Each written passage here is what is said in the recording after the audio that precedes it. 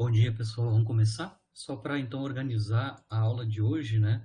Na aula passada a gente tinha analisado, caso geral, a determinação da equação de Binet, né? A equação diferencial que dá a equação da trajetória em coordenadas planopolares, né? Hoje a gente vai aplicar a equação de Binet para solucionar a trajetória ou as trajetórias, né? Para um determinado tipo de lei de força central que é do nosso interesse em física, que é a lei do inverso do quadrado da distância. Aqui a gente está incluindo, então, gravitação, forças eletrostáticas, tanto repulsivas quanto atrativas. Eu vou fazer o caso é, atrativo na aula de hoje, né? Mas a gente pode analisar para o caso repulsivo imediatamente. Eu vou dar uma discutida nisso na aula que vem. Então, basicamente, o que eu vou fazer na aula de hoje é determinar quais são as trajetórias, né, via equação de Binet para esse tipo de lei de força. A gente vai mostrar que são seções cônicas, né? Então, a gente tem um conjunto de figuras geométricas associadas à solução da equação de Binet.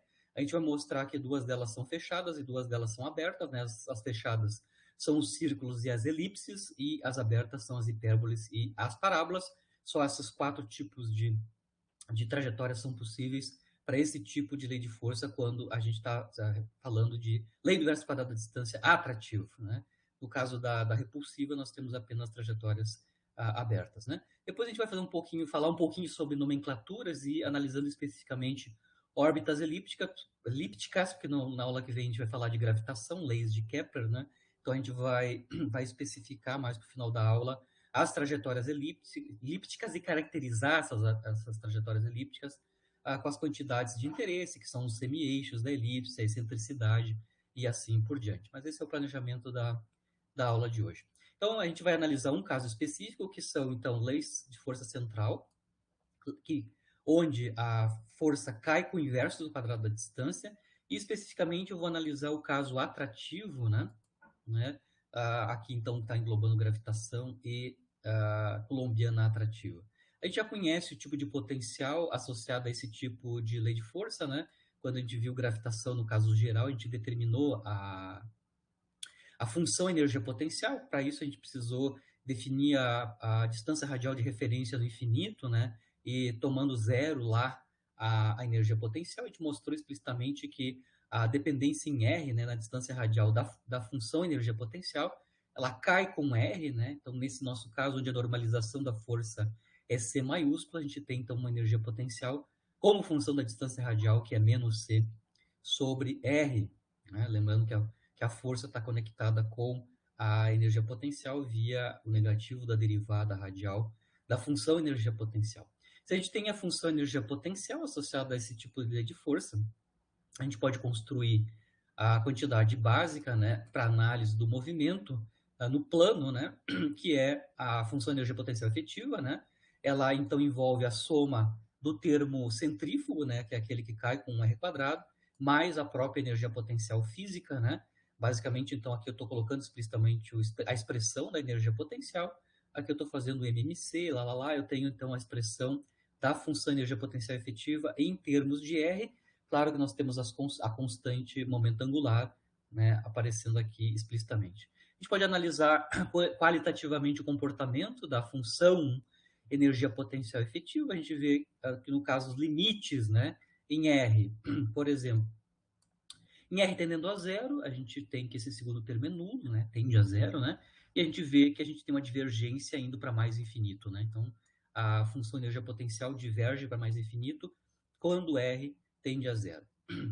Quando a distância radial vai para infinito, né, distâncias muito longe do centro de força, a gente consegue entender que agora quem vai dominar é o segundo termo, né? Só que o segundo termo é negativo, significa que a gente vai a zero, claro, assintoticamente, mas por baixo, né? Então, tende a zero por baixo, ou seja, tende a zero por valores negativos, né, da função energia potencial efetiva.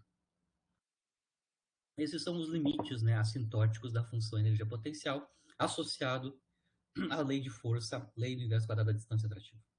A gente pode mostrar também que existe um zero na função energia potencial efetiva, significando que ela cruza o eixo horizontal, que é o eixo das distâncias radiais, né, em um único ponto, né? Para isso a gente vai determinar quem são as raízes da função energia potencial efetiva, né? Basicamente, estou colocando a expressão da energia potencial efetiva igual a zero, multiplico, lembrando que eu estou chamando de RZ, a distância radial associada ao zero, né, da função energia potencial, para a gente remover as distâncias radiais do denominador, nós vamos multiplicar ambos os lados por r ao quadrado, né?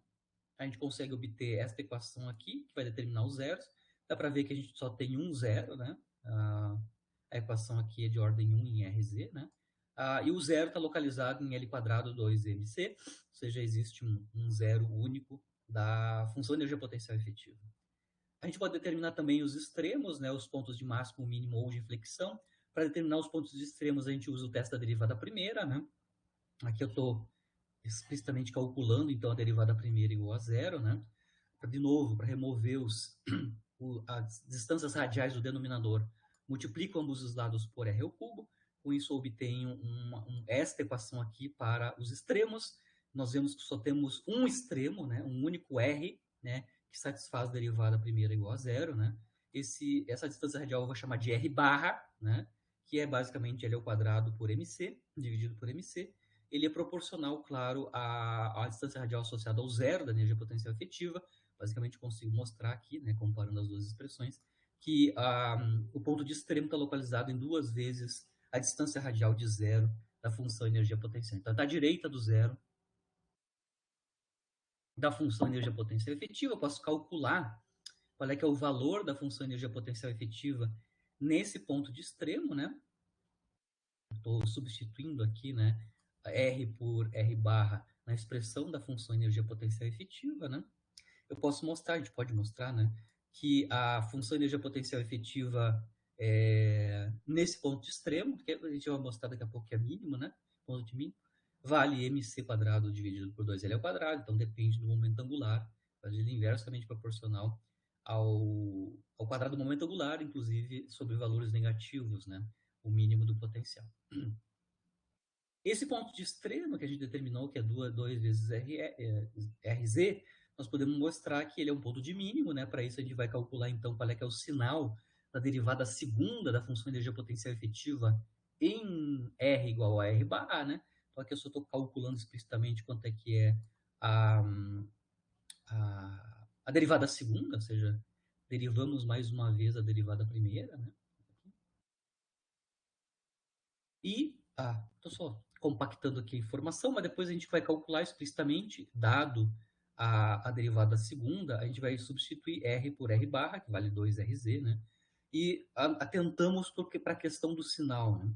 A gente pode mostrar claramente aqui, né, por substituição direta, que a derivada segunda, calculada em R igual a R barra, né, é positiva, né? Positiva definida, é maior que zero, significando que R barra, né, o ponto de extremo, é um ponto de mínimo, né? Então, o valor da energia potencial calculada nesse extremo, basicamente, é o mínimo da função energia potencial efetiva.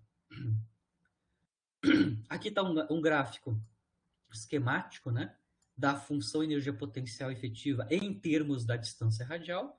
Como a gente mostrou aqui nos extremos, né, a gente tem uma divergência para mais infinito em R tendendo a zero. A gente tem a limite assintótico de zero por baixo, né, por valores negativos, quando R tende a infinito. Nós temos o RZ, que é a distância radial de zero, né, da função energia potencial efetiva, onde ela passa pelo eixo horizontal, né? E à direita dele, na verdade, 2 vezes RZ, nós temos o mínimo da função energia potencial, que está localizado em R igual a R barra, né? Cujo valor da energia potencial a gente acabou de calcular, né? Nesse mínimo é mc quadrado dividido por 2L quadrado. Desenho esquemático, né? Obviamente, a análise qualitativa, né, ou quantitativa do movimento vai acontecer quando a gente, dada a energia mecânica do sistema, que é dada pelas condições iniciais, né? O tipo de movimento que a gente vai ter no plano é distinto. Então, dependendo da energia mecânica do sistema, ou da partícula, né? A gente vai ter diferentes movimentos possíveis no plano, tá? Basicamente, a gente tem 3 tipos de movimentos possíveis aqui no plano, né? Por exemplo, quando a energia mecânica é menor que o mínimo da energia potencial, né? Lembrando lembrando que a, a velocidade radial ao quadrado ela é proporcional, né? A diferença entre a energia mecânica e a função energia potencial efetiva, certo? Bom, nos casos, né, onde a energia mecânica é menor que a energia que o mínimo da função energia potencial efetiva, significa que o quadrado da distância da velocidade radial é menor que zero, ou seja, são regiões proibidas em mecânica clássica, né? São casos não físicos, né? Então a gente não tem movimento, né, físico se as energias mecânicas forem menores que o mínimo da função energia potencial. Os casos físicos só são aqueles onde a energia mecânica é igual ou maior que o mínimo da função energia potencial, dado que a energia cinética radial, né, é proporcional à diferença entre a energia mecânica e a função energia potencial efetiva, né? Bom, quando a energia mecânica é igual ao mínimo da função energia potencial efetiva, né? Isso significa que a gente vai ter um movimento circular uniforme com raio de órbita igual a r barra, né?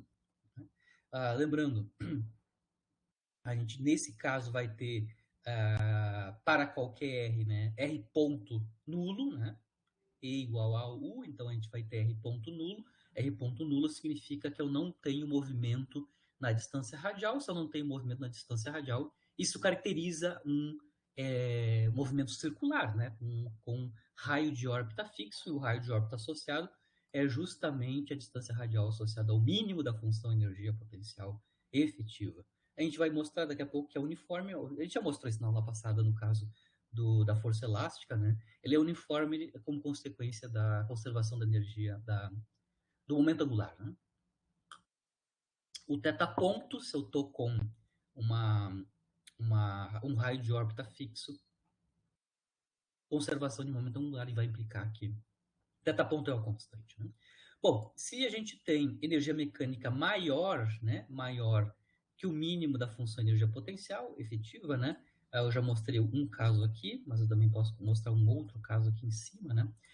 Vejam bem, se a energia mecânica então é maior que o mínimo da potencial, aqui e aqui, por exemplo, eu posso ter 2 ou 1 ponto de retorno. Lembrando que os pontos de retorno são as intersecções, né, os pontos de intersecção dos valores do valor da energia mecânica com o gráfico da função energia potencial efetiva. Tá? Então, por exemplo, quando a energia mecânica está entre o mínimo do potencial e zero, eu vou ter 2 pontos de retorno, e quando a energia mecânica é maior que zero, eu vou ter um único ponto de retorno. Claro que isso vai caracterizar diferentes tipos de movimentos no plano, né?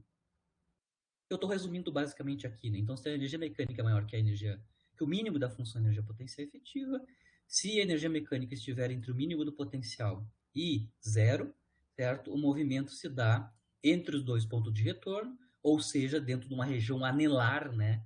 Entre R1 e R2. Exatamente como a gente viu no caso da aula passada, no caso da força elástica 3D, né?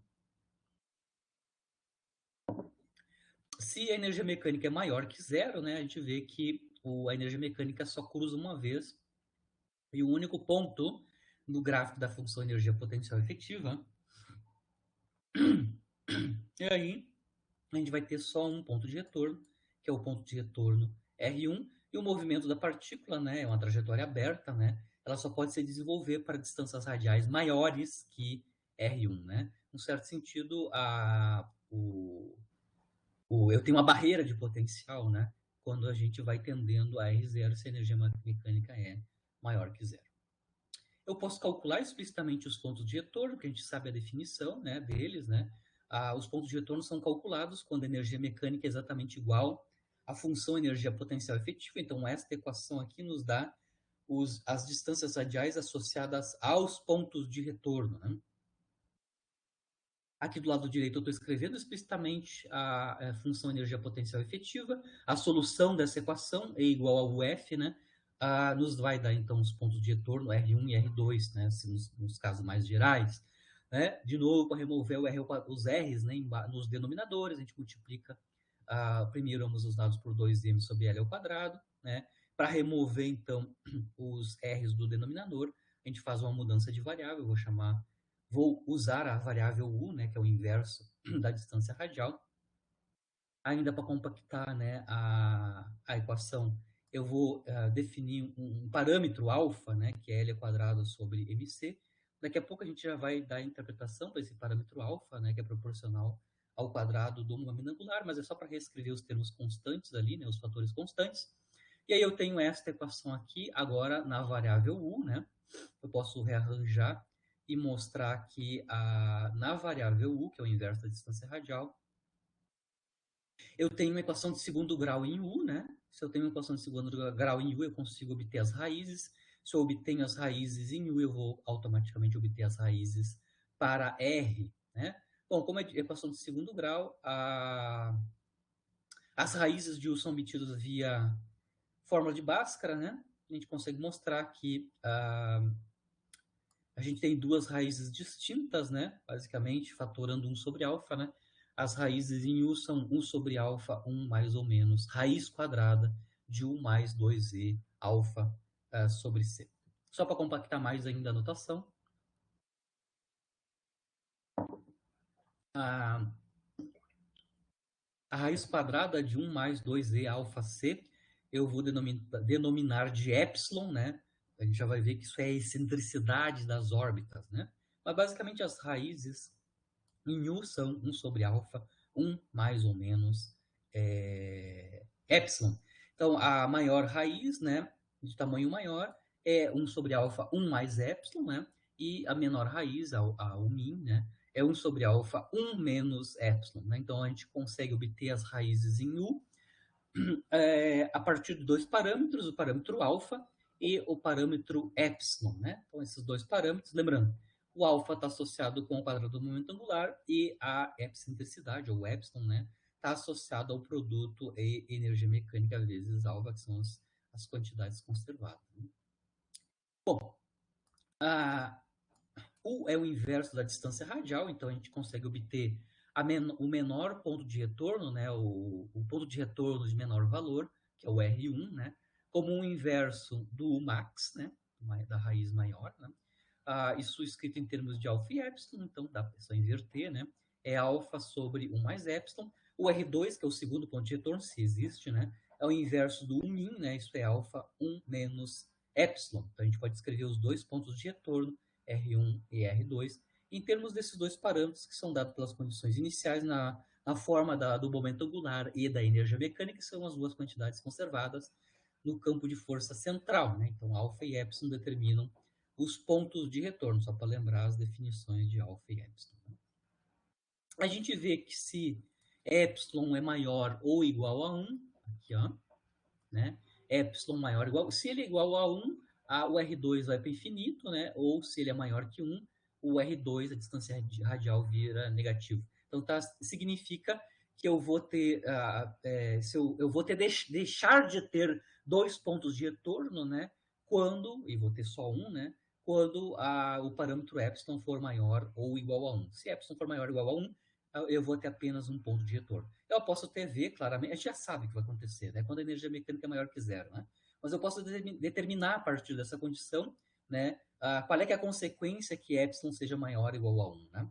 Onde eu não tenho o segundo ponto de retorno, né? Epsilon maior ou igual a 1 significa que epsilon ao quadrado é muito maior ou igual a 1, e significa que o quadrado de epsilon, que é 1 mais 2e alfa sobre c, tem que ser maior ou igual a 1, significa que 2e alfa sobre c tem que ser maior ou igual a zero, significando que a energia mecânica tem que ser maior ou igual a zero, que a gente já tinha visto, né? Então, epsilon maior ou igual a 1 significa energia mecânica maior ou igual a zero, certo? E aí eu vou ter apenas um ponto de retorno, né? Aqui é só o desenho esquemático no plano, né? No caso onde a energia mecânica está entre o mínimo do potencial e zero, né? A partícula só pode se movimentar nessa região anelar aqui entre R1 e R2, né? Obviamente tem uma órbita, né? Mas a órbita ela tem que estar encaixada dentro desse anel, né? Dessa região anelar entre R1 e R2. Se a energia mecânica é maior ou igual a zero, aí a partícula só pode desenvolver movimento para distâncias radiais maior que R1. Né? Então, eu tenho uma barreira aqui na distância radial R1, onde a partícula pode chegar aqui na barreira e voltar, né? Onde R1 é o único ponto de retorno. Né? Está claro que no primeiro caso aqui à esquerda nós temos trajetórias fechadas e no lado direito a gente tem, e no caso da direita nós temos trajetórias abertas. Né? Então aqui a gente analisou em detalhes, né, a partir da função energia potencial efetiva, quais os tipos de movimentos possíveis, analisando o gráfico da energia potencial efetiva versus os valores da energia mecânica. A gente tem que ter três tipos de movimentos possíveis, dependendo do valor da energia mecânica. Né?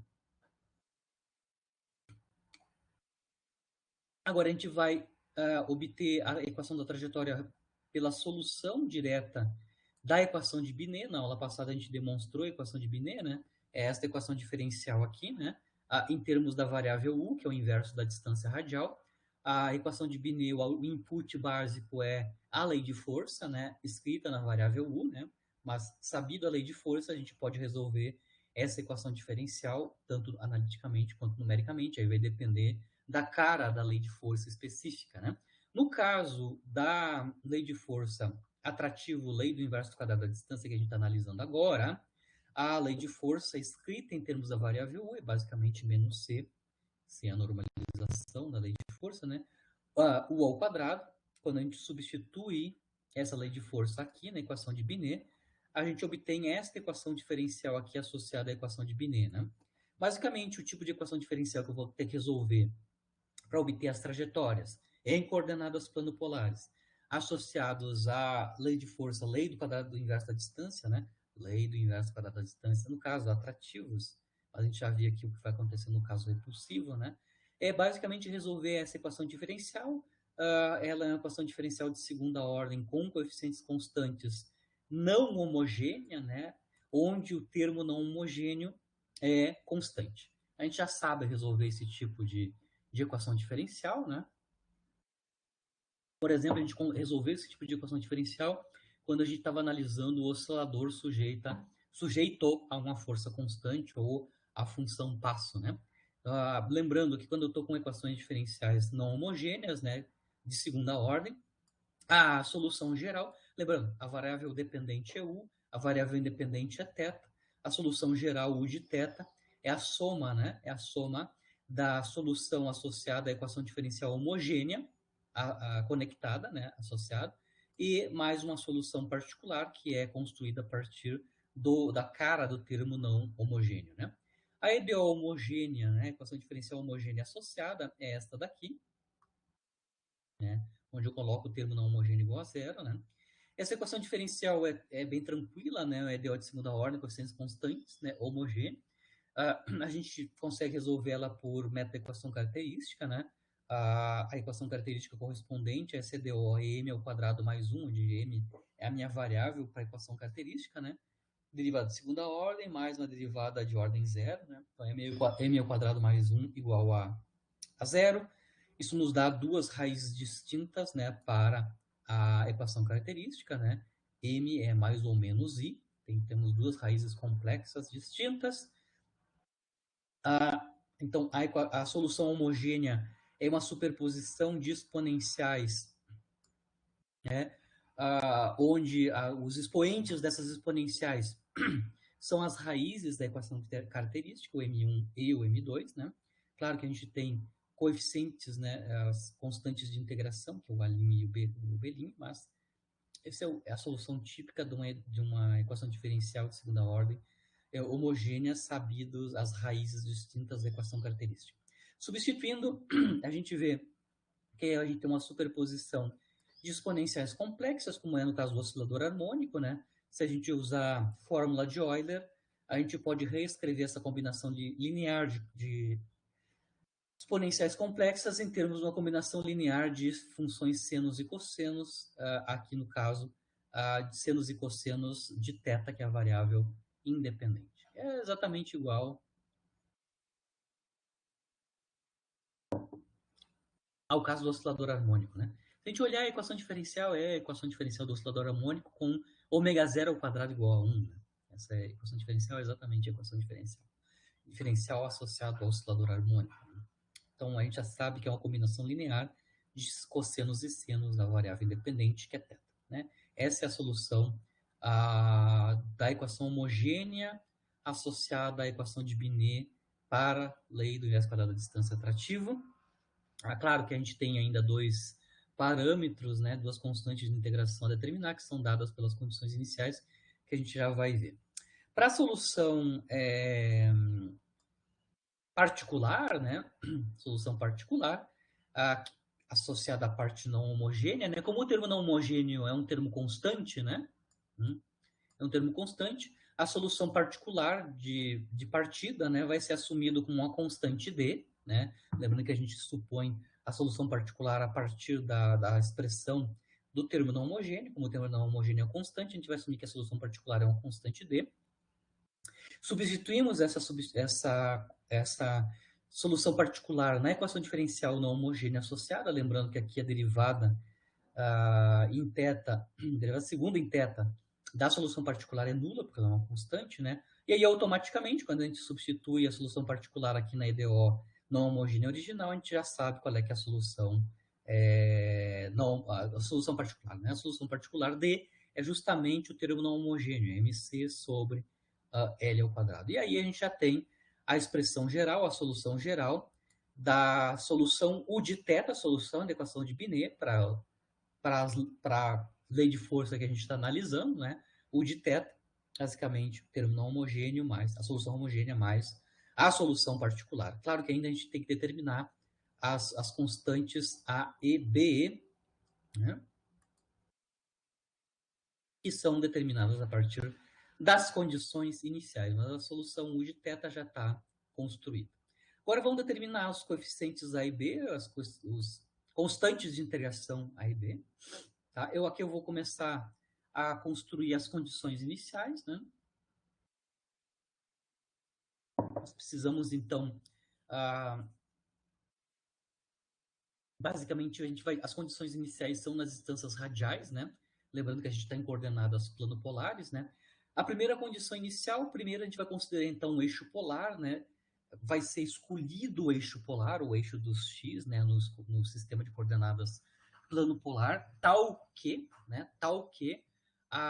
o eixo polar passa pela distância de maior aproximação, que é o ponto de retorno R1, quando θ é igual a zero. Então, em t igual a zero, a gente tem θ igual a 0 graus, né, ou 0 radianos, né?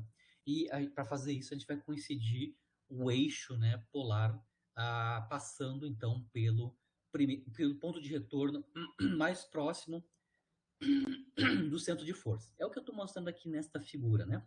Aqui eu estou com o eixo polar, é a partir dele que a gente mede os eixos, os ângulos θ, né? A partir deles a gente mede os ângulos θ, né?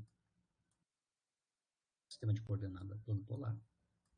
Eu vou escolher então o eixo polar, né? Eu vou assumir que o eixo polar passa exatamente pelo ponto de retorno R1, aqui está a origem, né?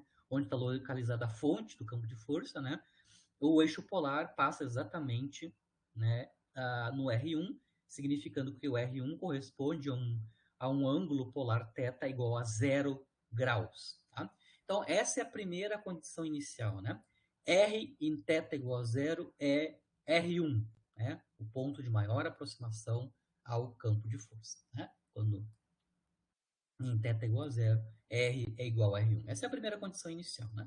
Bom, qual é, que é a consequência de escolher essa condição inicial? R e θ igual a 0 é R1. O eixo polar passa exatamente pelo ponto de retorno, né, que coincide com o ângulo polar θ igual a 0. Né? Bom, se eu tenho a solução U de θ, eu vou colocar θ igual a 0 e vou ver o que aparece aqui. Né?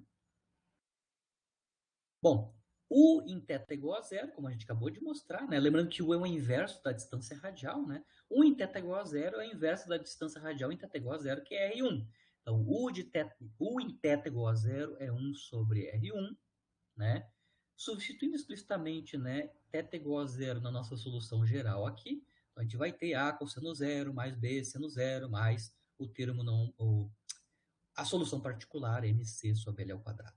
Isso vai nos ajudar, essa primeira condição inicial aqui, vai nos ajudar a obter, por exemplo, o coeficiente, né, a constante de integração A. Lembrando que aqui o termo em B é nulo, né? Então, está claro aqui que calculada em θ igual a zero, vale A mais mc sobre L ao quadrado. Lembrando que agora há pouco ali, né, a gente definiu o parâmetro alfa, né? A mc sobre L ao quadrado é o inverso do parâmetro alfa, né? Isso é exatamente igual ao inverso de R1, né?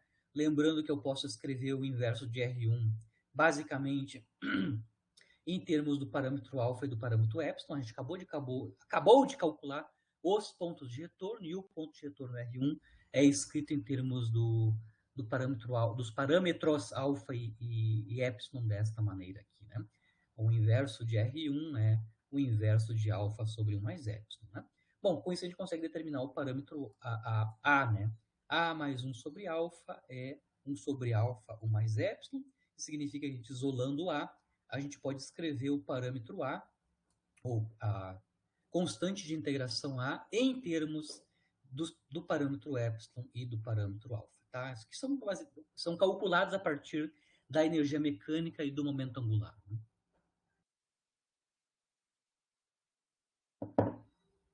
Então, o primeiro parâmetro está determinado, né? O primeiro coeficiente, que é o A, está determinado.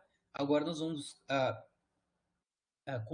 considerar outra condição de contorno, né? Ou condição de inicial, para determinar o outro parâmetro, que é o parâmetro B, né? Que a gente precisa. Né? Bom, a gente já sabe que o R1 é um ponto de retorno, né? Ele é a distância de maior aproximação. A gente sabe que ali a velocidade radial é instantaneamente nula, ou seja, quando R é igual a R1, o R ponto é zero, né? Essa é a definição de ponto de retorno, né? Se R1 é ponto de retorno, R ponto lá, nessa distância radial é zero, né?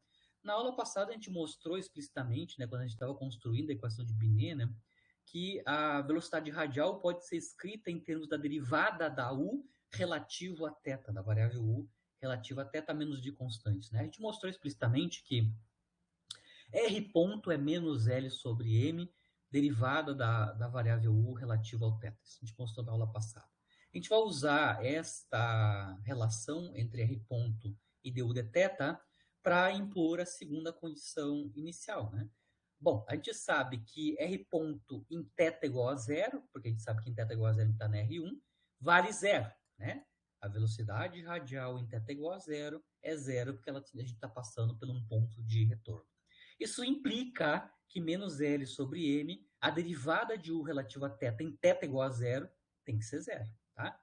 Lembrando que du de θ é facilmente calculável, né?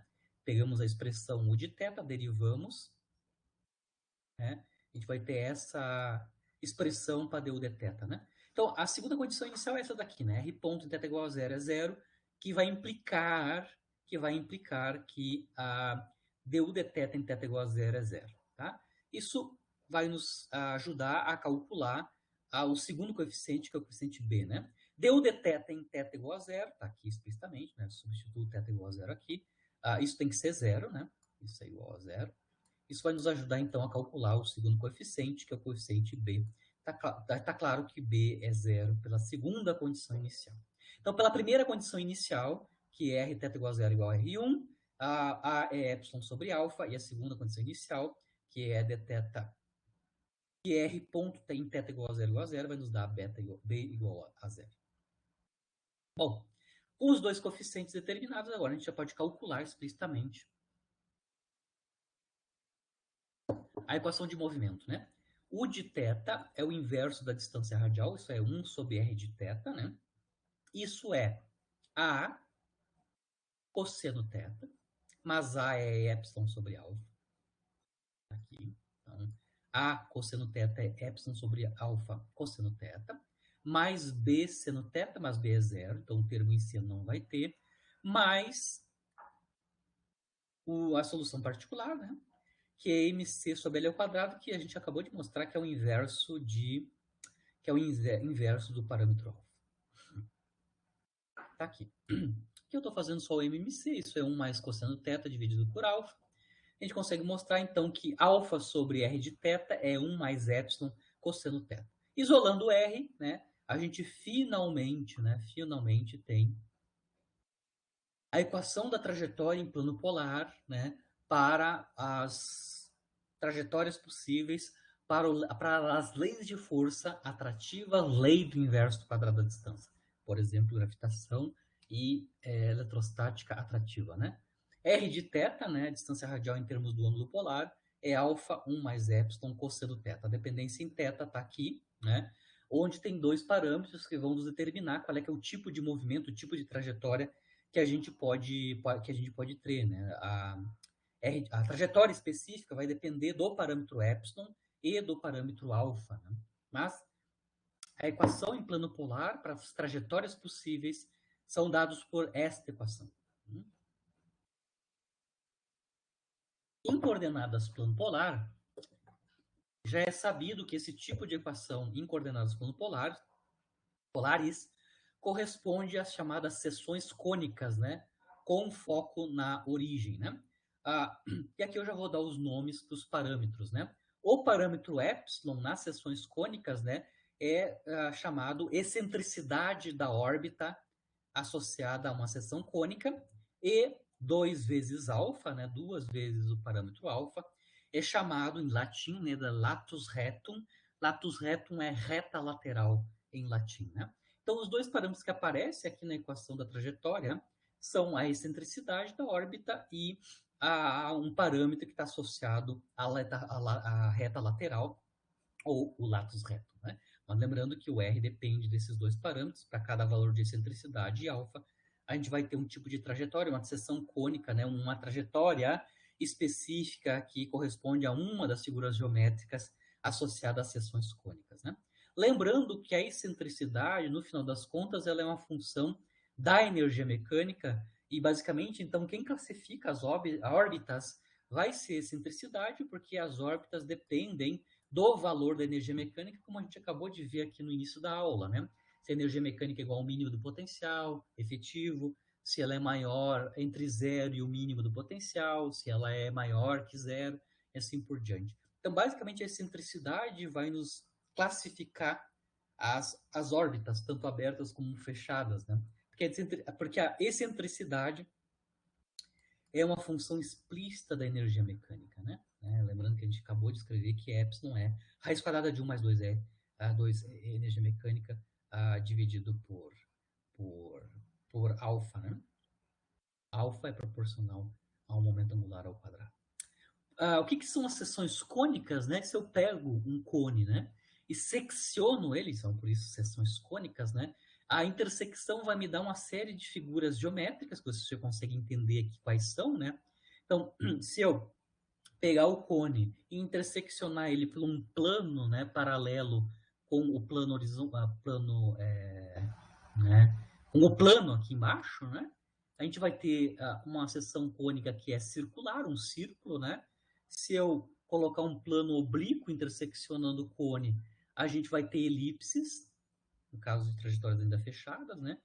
E depois a gente vai inclinando cada vez mais o plano que intersecciona o cone, a gente vai ter então hipérboles e parábolas, né? Então as seções cônicas são um conjunto de 4 figuras geométricas, né, que são obtidas pela intersecção de planos com cones, por isso que eles são chamados de seções cônicas. Né? Tá claro que as 4 seções cônicas, né, as 4 trajetórias possíveis aqui são círculo, elipses, parábolas e hipérboles, né?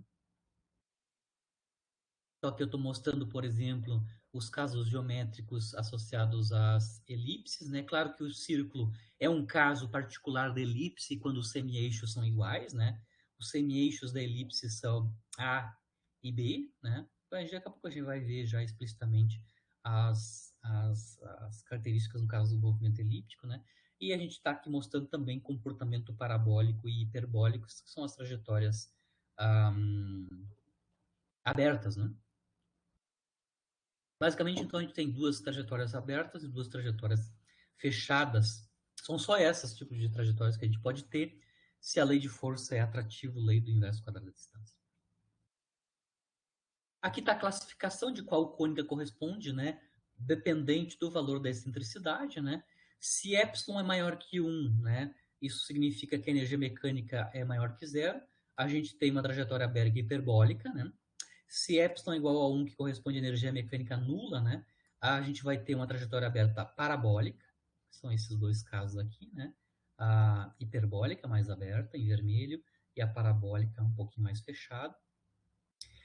Se epsilon está entre 0 e 1, que corresponde à energia mecânica entre o mínimo do potencial efetivo e 0, a gente tem trajetória elíptica, né?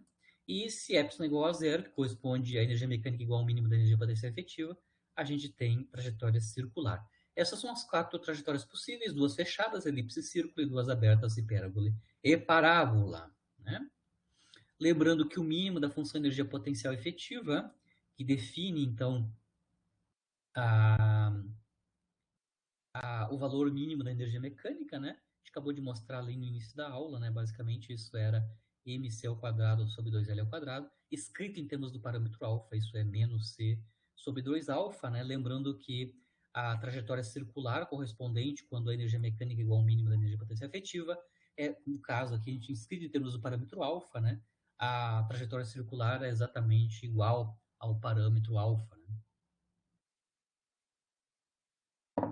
Ou seja, o raio da trajetória circular é exatamente igual ao parâmetro alfa. Né? Só para lembrar, quando eu tenho trajetória circular, né, quando a distância radial é r barra, né, ele é circular uniforme, como a gente já mostrou, né, na aula passada também. Por conservação de momento angular, o θ-ponto é proporcional a L e inversamente proporcional a r ao quadrado, né? Mas como r ao quadrado, né, o r na trajetória circular é uma constante, né, vale r igual a r barra, isso significa, implica da conservação de momento angular, que a velocidade angular é constante no caso da trajetória circular, caracterizando então o movimento circular uniforme com velocidade angular constante. Né? Então, a gente vai ter trajetórias fechadas quando a energia mecânica é menor que zero, ou seja, entre o mínimo do potencial e zero, e trajetórias abertas quando a energia mecânica é maior, maior ou igual a zero. Né? Como a gente acabou de mostrar em termos de epsilon. Né? Aqui eu vou só mostrar uma questão de nomenclaturas, que a gente vai usar isso na aula que vem em diante, né? Nomenclatura sobre os pontos de retorno, né? O R1 e o R2, né? Então, só para resumir um pouquinho a notação, né? A distância de maior aproximação ao centro de força, que a gente chamou de R1, né? A gente dá um nome específico para ele, que é o pericentro. A distância de maior afastamento, que é o segundo ponto de retorno, se ele existe, né? Que é o R2, é denominado apocentro, né? Então, aqui a gente tem a nomenclatura para os pontos de retorno R1 e R2, as distâncias de maior aproximação e de maior afastamento do centro de força, né? Pericentro, apocentro. Pericentro mais próximo, apocentro mais longe, né? O R1 e o R2 coletivamente são chamados de ábsides, né? Então, os dois pontos de retorno, o pericentro e o apocentro, são coletivamente chamados de ábsides, tá? Então, eu estou falando de ápice, eu estou falando de pontos de retorno, né? Radiais. Né? O ângulo entre esses pontos de retorno, que eu estou mostrando aqui explicitamente, né? Eu estou mostrando as dois. Aqui está a origem do sistema de coordenadas e eu estou localizando as distâncias radiais, os vetores posições associados a esses dois pontos de retorno, o pericentro R1 e o apocentro R2. O menor ângulo entre eles, eu estou chamando de psi, né? É chamado ângulo absidal, ou seja, o ângulo entre as ábsides, né? Então, o ângulo absidal, psi, é o menor ângulo entre os vetores posições das ábsides R1 e R2. Nas próximas aulas a gente vai estudar em mais detalhe a questão do ângulo absidal. Né? Quando a gente for analisar a estabilidade de órbitas circulares.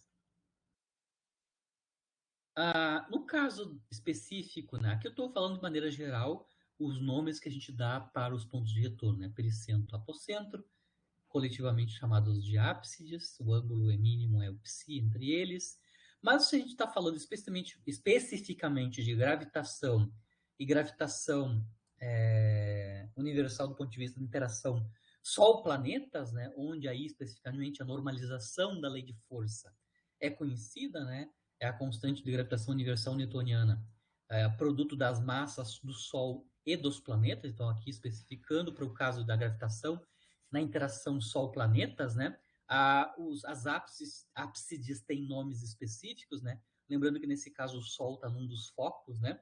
Da seção cônica correspondente, né? Lembrando que no caso da interação Sol-planeta, as trajetórias são fechadas elípticas, né? Onde o Sol está num dos focos dessa elipse, né? O pericentro R1 e o apocentro R2, né? Têm nomes específicos, né? Particulares, quando a gente está falando de interação Sol-planeta, né? A distância de maior aproximação do Sol é o periélio, e a distância de maior afastamento do Sol é o afélio. Então, periélio e afélio corresponde ao pericentro e apocentro, quando a gente está analisando a interação Sol-planetas, né? Já, de outra maneira, quando a gente está analisando a interação de objetos que orbitam a Terra, que podem ser satélites naturais ou artificiais, por exemplo, a Lua, ou satélites artificiais, né? Então, a interação Terra-satélites, né? O pericentro e o apocentro têm nomes particulares também, como é no caso do solar, né? O pericentro é denominado perigeu e o apocentro é denominado apogeu. Então, perigeu e apogeu são as distâncias de maior aproximação e de maior afastamento de objetos que orbitam a Terra, né? Satélites naturais ou artificiais, né? No caso do Sol, periélio e afélio. São nomes particulares que o pericentro e o apocentro nesses dois casos, né? Eu vou mostrar daqui a pouco que, no caso do movimento planetário, né, onde as trajetórias são elípticas, né, isso é verificado experimentalmente, já piscas eras, né, leis de Kepler, né, a gente já sabe que a trajetória é fechada e elíptica, né. A gente pode escrever explicitamente os semi-eixos da elipse, né, em termos da excentricidade epsilon e do latus rectum, né, que é duas vezes epsilon, dá duas vezes alfa, né? Então, os semi-eixos da elipse A e B são escritos em termos de alfa e epsilon, ou, se a gente quiser, né, lembrando que epsilon e alfa são escritos em termos da energia mecânica, né, a gente pode escrever explicitamente o semi-eixo A em termos da energia mecânica, ela é inversamente proporcional ao módulo da energia mecânica, e o semi-eixo B é inversamente proporcional à raiz quadrada do módulo da energia mecânica. Claro que se a gente substituir, né, a constante C no caso da gravitação, né, onde a constante C tem um valor específico, a gente pode escrever os semi-eixos A e B das elipses correspondentes aos movimentos dos planetas em termos das massas, né, do Sol e dos planetas. Eu estou só resumindo aqui, eu já vou demonstrar que isso aqui é verdade daqui a pouco, né? Então, aqui agora eu vou analisar o caso, vou particularizar para um tipo de trajetória fechada, que é a trajetória elíptica associada ao movimento planetário, por exemplo, né? No caso específico, a gente vai ter movimentos elípticos, né, trajetórias elípticas, né? Aqui eu estou só resumindo, né, a geometria do problema, né? A origem do sistema de coordenadas está aqui, né? A origem, ó, aqui está o Sol, né? Você está analisando o sistema solar, né? Lembrando que a gente escolheu o eixo polar tal que ele passa pela distância de maior aproximação, que é o periélio, né? Que é o periélio. Então, o R1 é o periélio, né? Bom, aí a trajetória é desenvolvida, a trajetória fechada elíptica, né? Aqui eu estou mostrando o outro ponto de retorno, que é o R2, né? É a distância de maior afastamento da origem, né? Onde está localizado o centro de força. Aqui o R2 vai desde a origem até o outro extremo da elipse, né? Então, obviamente, R1 e R2 são distintos os tamanhos, né? E aqui eu estou representando os semi-eixos da elipse, né? Semi-eixo A, né? Que vai do eixo vertical até o extremo da direita da elipse, né? E o semi-eixo B, né, que vai do eixo polar até o extremo aqui na vertical da elipse. Né? Então, aqui eu só estou representando quem são dois semi-eixos A e B da elipse, que eu quero escrever em termos de alfa e de epsilon. Né? Para a gente determinar A e B, né, os semi-eixos, em termos dos parâmetros alfa e epsilon, a gente, ao invés de escrever a equação da trajetória em coordenadas polares, a gente vai reescrever ela em coordenadas cartesianas, que em coordenadas cartesianas é mais trivial de nós identificarmos quem são os semi-eixos A e B. Então, o que eu vou fazer agora é demonstrar que os semi-eixos A e B são exatamente dados pelas expressões escritas em termos de alfa e de epsilon. Né? Então, para isso, eu vou reescrever a equação da trajetória para o caso elíptico, né? Em termos de coordenadas cartesianas. Lembrando que em coordenadas cartesianas, a comparação entre a coordenadas plano polar e cartesianas é essa, né? R ao quadrado em polares, né? É x2 mais y2, e x e y está conectado com a distância radial e o ângulo polar dessa maneira, né? X é R cosseno θ, y é R seno θ. Lembrando, o ponto de partida é a equação da trajetória em coordenadas plano-polares, caso geral, né, que a gente acabou de determinar via solução da equação de Binet. A partir da equação da trajetória, eu vou manipular ela, né? Por exemplo, eu vou multiplicar por R ambos os lados.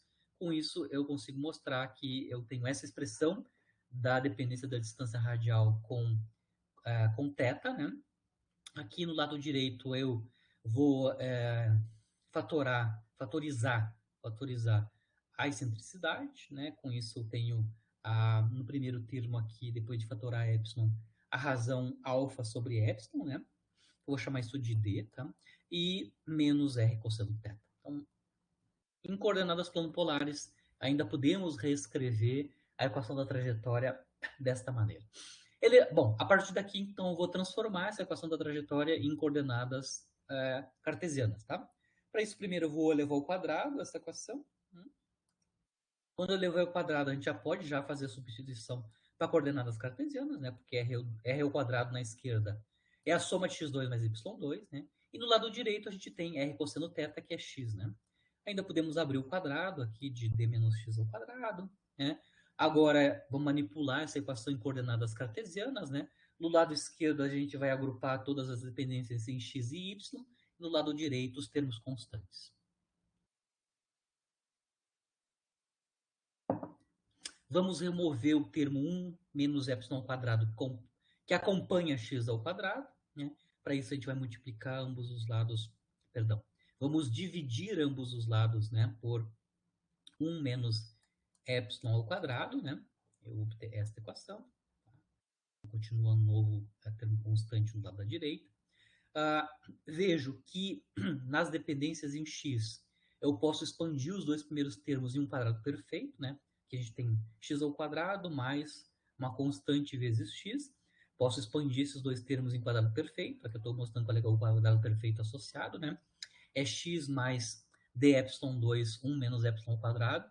Claro que está faltando um termo, né? A gente tem que subtrair o quadrado dessa quantidade aqui, que é epsilon na quarta, d2, dividido por 1 menos epsilon ao quadrado.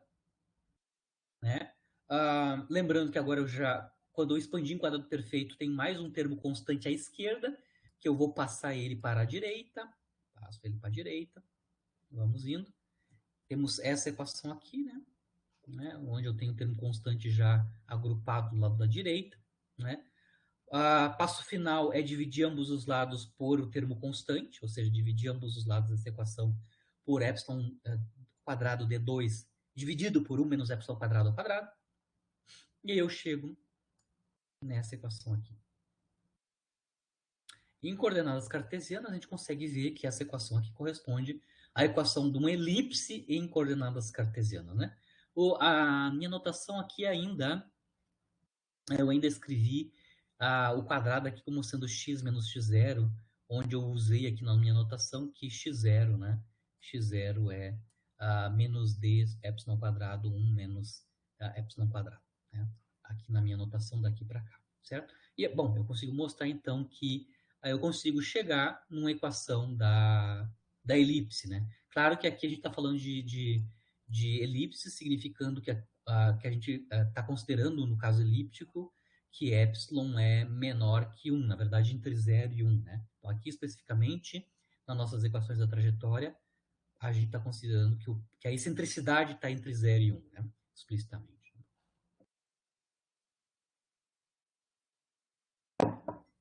Muito bem. O que a gente obteve aqui? Uma equação de uma elipse, né? Onde agora, comparando a expressão que a gente obteve em coordenadas cartesianas e a equação da elipse, né? Forma geral, que é esta equação aqui, né? Agora sim a gente consegue identificar quem são os semi-eixos da elipse explicitamente, né? Lembrando que a equação geral da elipse é essa daqui, né? É x menos x0 ao quadrado dividido por A2, onde A é um dos semi-eixos, né?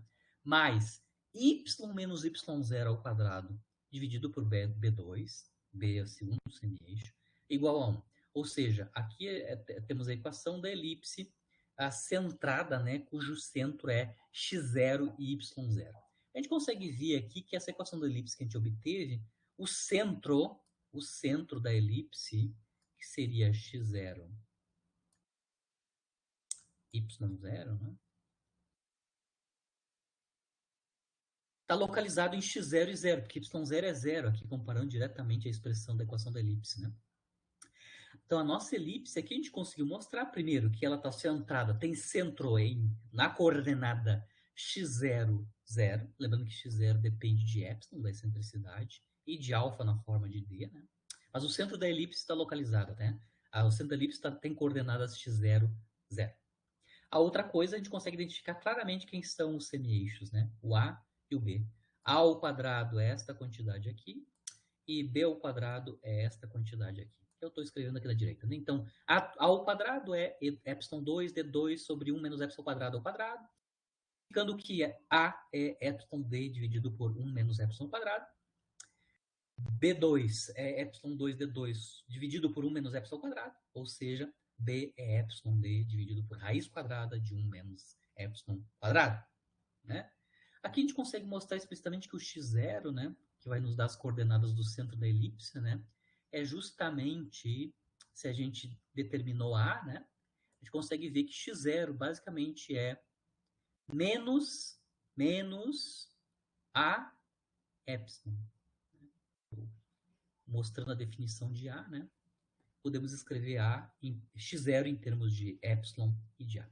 x0 é menos epsilon A, né, significando que o centro da elipse está à esquerda da origem a uma distância epsilon A.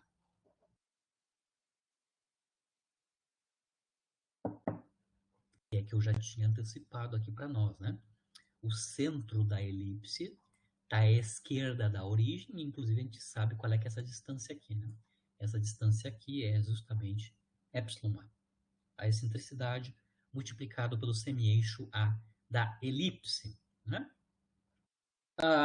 A gente ainda pode mostrar a relação entre os semi-eixos e a excentricidade e o parâmetro alfa, né? Tá claro aqui das expressões de A2 e B2 em termos de epsilon, que B quadrado sobre A2, ou seja, quadrado da razão do semi-eixo B sobre A, está associado diretamente com a excentricidade. Isso dá 1 menos epsilon ao quadrado.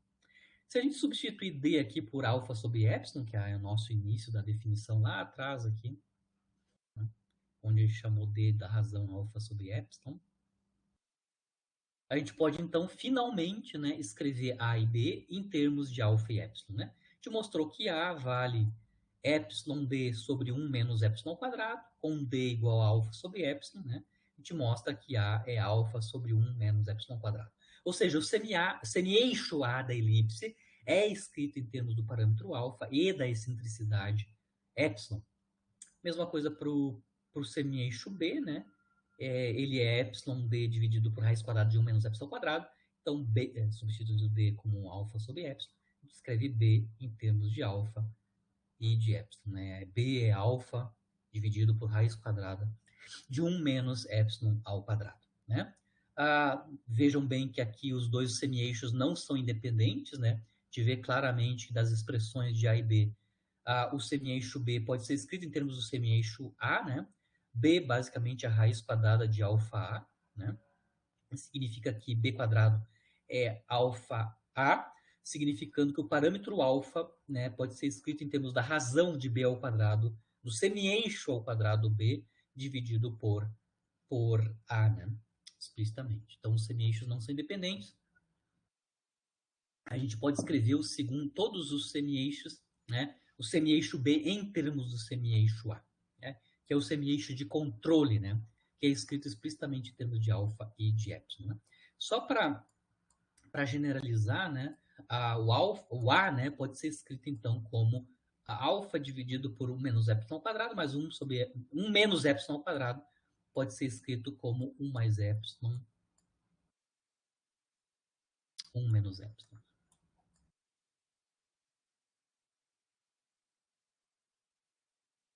Certo? Só para lembrar. Mas os semi-eixos estão determinados em termos de alfa e epsilon, e B é dependente de A. Pode ser escrito em termos de A. Ou seja, se eu medir, por exemplo, experimentalmente os semi-eixos das órbitas elípticas dos planetas, por exemplo, né, eu posso determinar diretamente a excentricidade dessa órbita elíptica, porque ela é, né, o quadrado da excentricidade é proporcional, né, ao quadrado da razão do semi-eixo B pelo semi-eixo A. Na verdade, eu preciso medir um dos semi-eixos, né, só o semi-eixo A. Aqui eu estou fazendo um detalhamento um pouco maior da geometria, né? Então aqui a gente tem nesse gráfico, né, nessa representação da elipse, né, a origem do sistema de coordenadas no plano XY, né? Aqui está o Sol, por exemplo, se a gente está falando de interação gravitacional Sol-planetas, né? A origem do sistema de coordenadas, né? Lembrando que o eixo polar coincide em θ igual a zero com a distância de maior aproximação, que é o periélio, né? Tem a trajetória elíptica fechada, né? A gente vê quando o ângulo polar é π sobre 2, 90 graus, né? Da equação da trajetória, né? Se a gente tomar a equação da trajetória em coordenadas plano polares, né? Quando a gente coloca θ igual a π sobre 2, que é 90 graus aqui no plano polar, né? A gente vai obter que a distância radial é exatamente alfa, né? A gente sabe que quando o ângulo polar é π sobre 2, a distância da origem até a elipse vale alfa, exatamente, né? E depois, claro, a identificação dos semi-eixos, né? O semi-eixo A vai do centro da elipse até o extremo da direita da elipse, e o semi-eixo B vai do centro da elipse até o extremo da elipse no eixo Y, no eixo vertical, né? O A e o B aqui estão escritos, representados explicitamente, né? O segundo ponto de retorno, que é o R2, né, é desde a origem até o outro extremo da elipse, né? A gente já mostrou que o centro da elipse está à esquerda da origem, a uma distância epsilon-a, ou seja, as coordenadas do centro da elipse são x0, 0, né? E onde x0 é menos epsilon-a, né? Então, a distância entre a origem do sistema de coordenadas e o centro da elipse vale epsilon-a, né?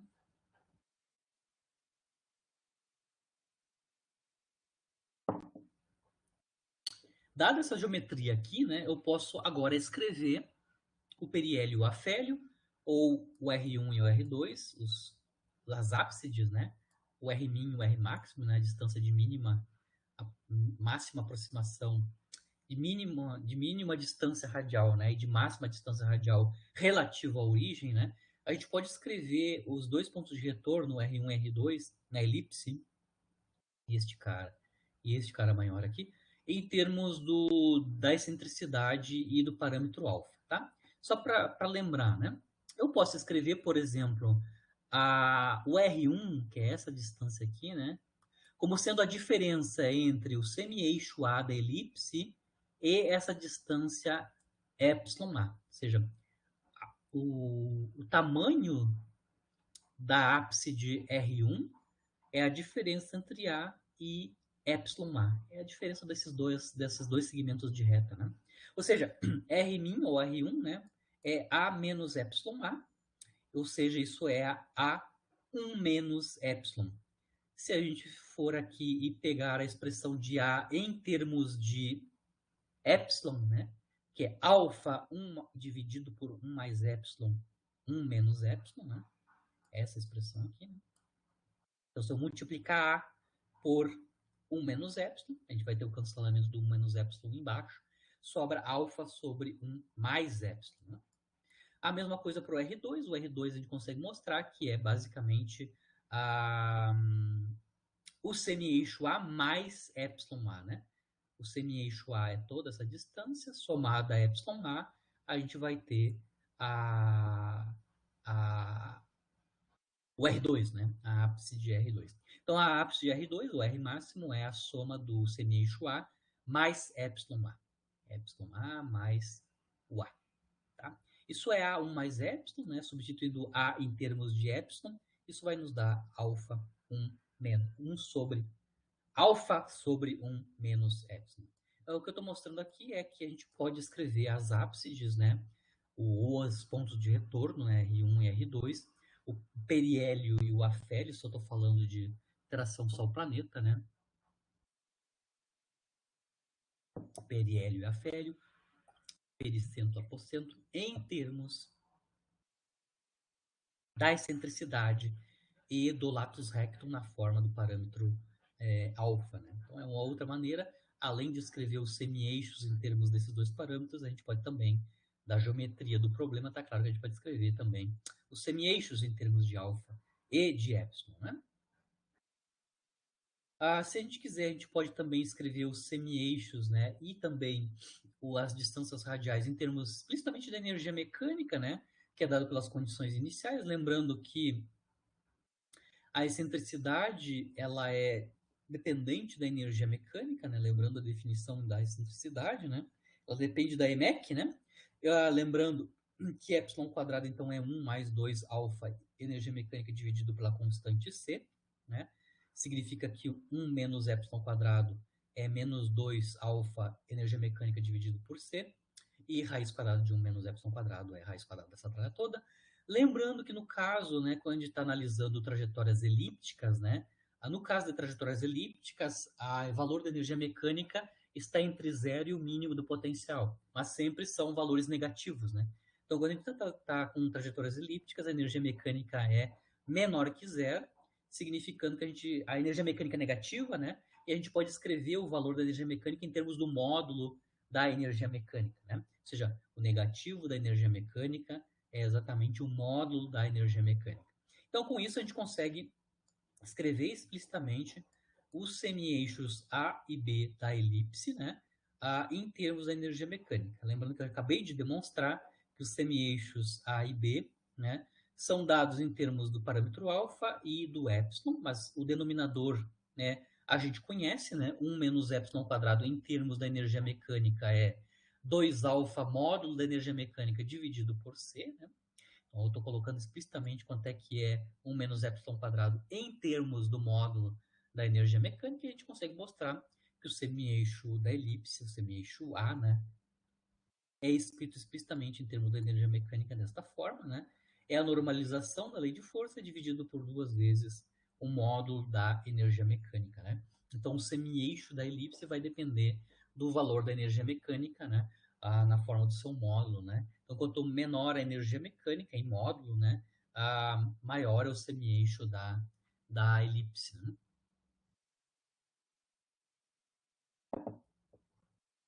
Se a gente quiser determinar um segundo, né, o segundo semi-eixo, que é o semi-eixo B, eu acabei de mostrar que eles não são independentes, né? O B é determinado a partir de A, né? B é raiz de alfa A, né?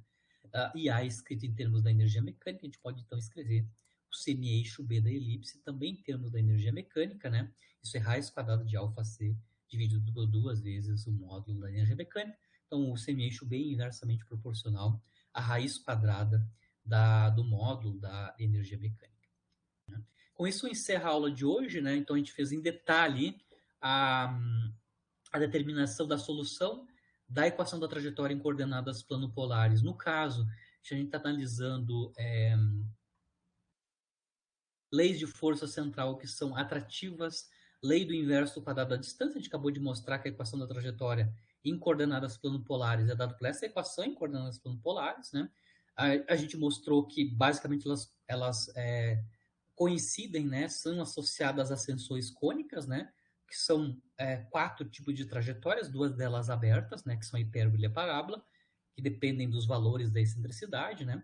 E 2 fechadas, que são a elipse e o círculo. São os tipos de trajetória que a gente pode ter nesse tipo de campo de lei nesse campo de força, né? Atrativo, lei do inverso quadrado da distância, né? E também, especificamente no caso da trajetória elíptica, que é do nosso interesse, né? Do ponto de vista de gravitação, interação Sol-planeta, né?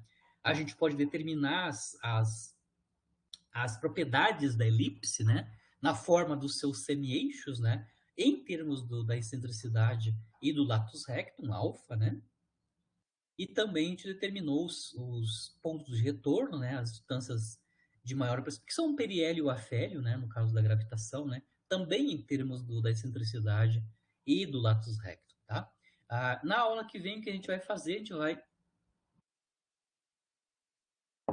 aplicar essa análise que a gente acabou de fazer dos pontos de retorno e dos semi-eixos da elipse, né, explicitamente por causa da gravitação. Então, na aula que vem, a gente vai enunciar as leis de Kepler, que são leis empíricas, né, lá do ano 1500 e pouco, né, e associar as leis de Kepler empíricas com os resultados que a gente obteve teoricamente aqui para o caso da lei de força atrativa, lei do universo quadrado da distância, né?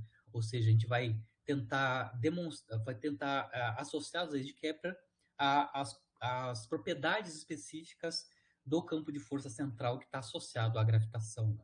Então, basicamente, a gente vai mostrar as três leis de Kepler, basicamente as trajetórias são elípticas, né? Porque a gente sabe que a lei de força central é atrativa e cai com o inverso quadrado da distância. Lembrando que trajetória elíptica é uma das trajetórias fechadas nesse caso, né?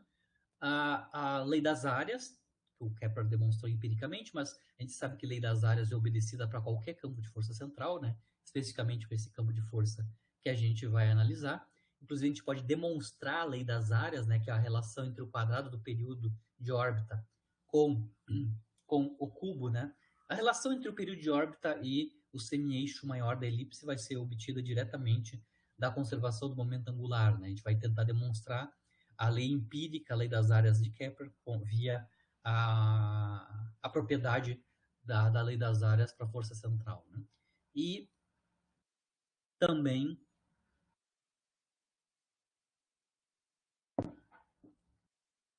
começar a analisar as trajetórias abertas, né?